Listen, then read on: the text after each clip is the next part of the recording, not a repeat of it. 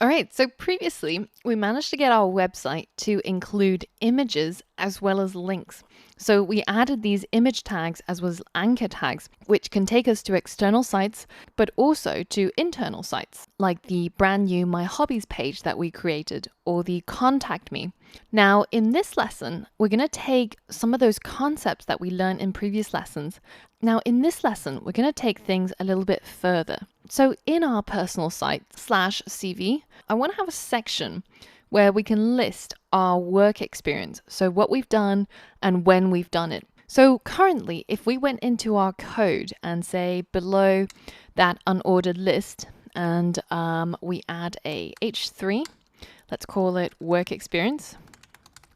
Now, say if we added a standard paragraph tag and we said maybe 2010 to 2013, let's say lead developer at Tempo app.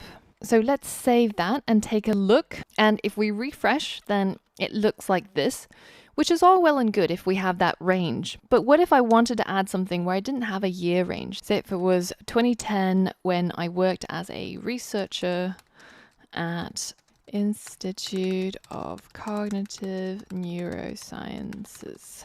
So let's save that and let's refresh. And you can see that it looks really awkward, right? Like this part and this part, they're not really indented at the same level horizontally, and everything just looks really messy. So how can we implement something that looks nice like this, where there's even a bit of padding in between and everything looks really regular? Well, one of the ways that we can achieve this using just HTML is to create a table. So if we have a look at the docs on MDN and we look at table, you can see that a very simple table just looks like this. This is a bog standard simple table. But tables can get really complicated as well, and you can use it to structure and represent data in your website. So we could have table headings, we could have different cells, we could have column groups and columns, we can have captions, and a whole bunch of things. So let's try and add a table to our website so that we can make our CV look a little bit more like this. So let's first add a horizontal rule here between our table and these two links. And let's use autocomplete to add a table tag for us. And inside a table, we can create table rows and also table data, which are essentially like cells. So say if we create a brand new table row, and it's really helpful that autosuggest actually tells you what each of these tags are. So let's go ahead and hit enter. So this is a single row. And if I want to create another row underneath, then I would just have to create another TR. Now inside the top row, I'm going to have two table data elements, or rather two cells in this single row. And to represent the cells, I'm going to use the TD or table data element. So the first cell is going to contain my date, and the second cell is going to contain what I did.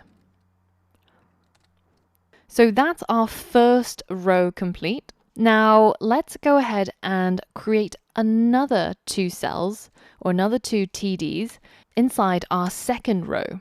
So let's again copy and paste the date and the work into the table data elements. And I'm going to delete these two paragraphs. So let's hit save, but go back to our website and hit refresh and see what it looks like. Okay, that's already looking a lot better than before, right? So it being a table means that our columns are structured together. So these two lines are structured so that they are indented to the same place, and it makes it look so much neater. Now, aside from having just rows and cells, tables also have headers, body, and footer, mirroring what we have for our HTML websites. And you can declare them quite simply by writing thead for table head, and tBody for table body, and tFoot for table footer. Now inside the table head, we can add some titles to each of our columns, and they get formatted by default in bold. So if we create a new table row, and inside this row, instead of creating table data or TD elements, we're going to create TH elements, or a table header cell element. And inside here, we're going to give the name of our first column, which is going to be dates. And then we're going to create another table header cell, and this one is going to be the work that we did. So let's hit save and hit refresh, and you'll see that we now have table headings for each of our columns. Now, for those of you guys who might have been playing around with this code, you would have realized that if I cut this table row, and instead of putting it inside the header, I actually put it just inside the main table, and I delete all of this, and we hit save and we hit refresh, you'll notice that it looks exactly the same. And that's because we're using these special elements, the table header cell elements, and most browsers know how these should be formatted. So it looks exactly the same. But the reason why we might have different sections of our table, for example, putting these cells inside the table head and putting these inside the body, is because sometimes we might want to select and isolate the table header and the table body in order to style it differently or make it function in a different way. Now, for example, if we separated the table header from the table body, we can use some code to isolate the header and fix it in place so that when users scroll through our table, we can keep these headings on screen. Now that requires a little bit more fancy stuff like CSS or JavaScript, which we'll wait until later modules to talk about. But it's a good reason to be aware of why you might want to place the header cells inside the head, the main body of the table inside the body, and maybe some footer cells into the table footer. And generally, this is the structure that you'll see for most tables, with a head and with a body. Now, if we have a look at these tables on the MDN developer docs, you can see that they've got outlines, whereas what we've created doesn't have any borders or boundaries or outlines at all. Now, if we take a look at the MDN developer docs for the table element, you can see that there's a whole bunch of attributes, such as background color, or border, or cell padding, cell spacing, and a whole bunch of things that you can apply to the table element to change its appearance. But if you take a closer look at each of these styling attributes, then you can see they all have a little thumbs down sign next to them. And this is because all of these attributes for the table element are deprecated. And you'll hear that word quite often in programming across many different languages and disciplines. And what that word means is that it's almost like it's downgraded. It's something that they no longer recommend you using. And the reason is because we have to always keep in mind that HTML is for structure, CSS is for styling, and JavaScript is for behavior. And even though it's possible to affect the style of your website through using HTML attributes or through using different HTML elements, you have to try and resist when you can. But since we haven't yet learned about CSS, I want to take you to the primitive days before web designers had access to CSS, what they might have done using just HTML. And if we scroll through these attributes, you'll come across something called border. And this defines in pixels the size of the frame that's surrounding the table. So we can add this attribute to our table element, not to thead or table row or table heading cell or any of the other ones, because we're currently reading the table docs, remember?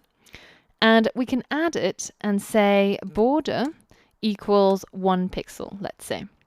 And if we refresh our site, then we'll see this incredibly ugly HTML table that you'll see a lot in websites from the 90s. So let's get rid of it.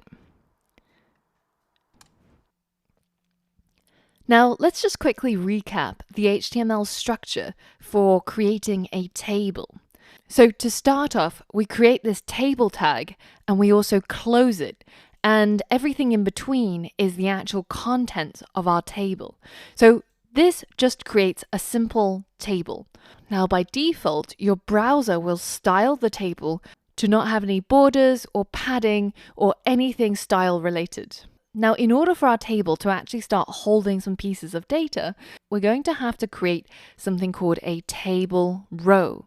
And between the open and closing TR tags is where the data for that row is going to go. And this section of code will just create a single row inside our table. So again, with no associated styling. So if there's nothing between these two tags, then you won't actually see anything appear on screen. Now, the next part is our table data, or rather our table cells that we create using the TD tag. And in between the open and closing TD tags, we place the actual data that's going to go into that cell. And this is a single table cell that's going to contain the words Angela, and it's going to go inside the first table row. And so over here. And as you populate your table with more rows and more data, then you will see this structure reflected on your website. So the biggest hurdle that you have to get over is that there are no table columns.